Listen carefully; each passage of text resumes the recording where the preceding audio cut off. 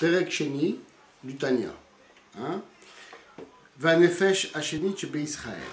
Donc la deuxième âme du peuple juif est appelée Chelek Elokam Mimal Mamash. C'est vraiment une partie de Dieu. Pourquoi? Comment l'Admour Azaken va déduire cette chose-là?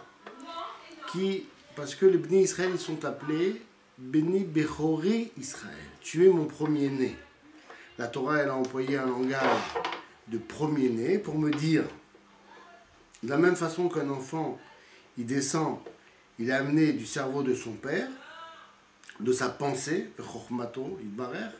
De la même façon, les Bnei Israël, ils viennent, donc la Torah, elle a employé Bechori, tu es mon premier-né, pour me dire que de la même façon, les Bnei Israël, ils viennent de la pensée de Akadosh Baruch Hu. Et lorsqu'on parle de la pensée d'Akadosh Baruch Hu, on est obligé donc de bien définir que chez Akadosh Baruch Hu, ce n'est pas comme l'homme. Chez l'homme, il y a la pensée, il y a le savoir, et il y a l'homme qui réfléchit, qui a ce savoir. Par contre, chez Akadosh Baruch Hu, lui et la sagesse ne font qu'un.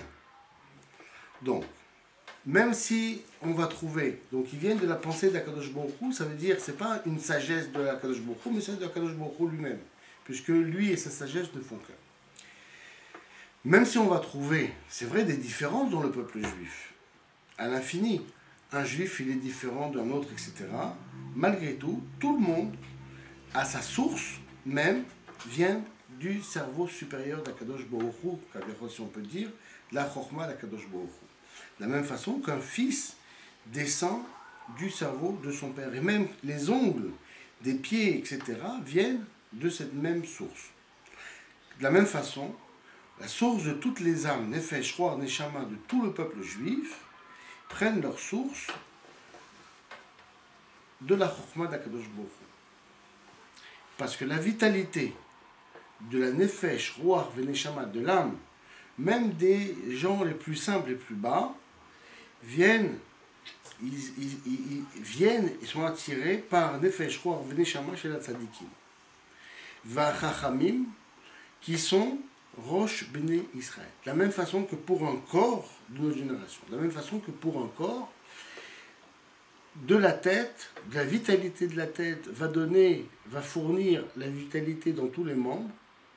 De la même façon, les tzadikim, qui sont Rosh Bnei Israël, vont donner la vitalité à tous les membres du peuple juif qui sont considérés comme les membres du corps de l'homme. Maintenant,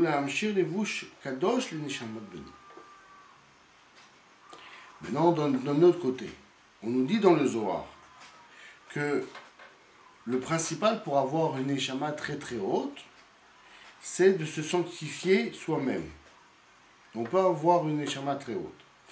Morazaken explique dans le deuxième chapitre donc, du Tanya, c'est pas pour l'âme vraiment, mais c'est pour les habits de l'âme. On va expliquer un peu plus loin qu'est-ce que c'est les habits de l'âme, dans le chapitre 2 et 3, 4 et 4, 3 et 4. Les habits de la neshama. Mais la neshama elle-même, des fois, la neshama d'un homme très très haut, l'enquête, elle peut descendre chez des gens très très bas. La neshama elle-même, les habits, comment la neshama va s'exprimer. Donc, dans ce deuxième chapitre, on a vu que la deuxième âme du peuple juif, elle est appelée Chelek, une partie de Dieu lui-même d'en haut, parce qu'on la prend du verset Bene Bechori Israël, tu es mon premier-né Israël.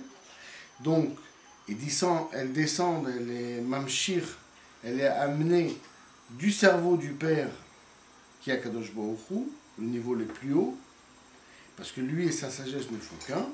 Et donc même les Neshamot des Amé Haaretz, des gens simples du peuple juif, qui font partie du Olam Maasiya, leur source de leur âme, elle vient de la Chokhma d'Akadosh Baruch Hu.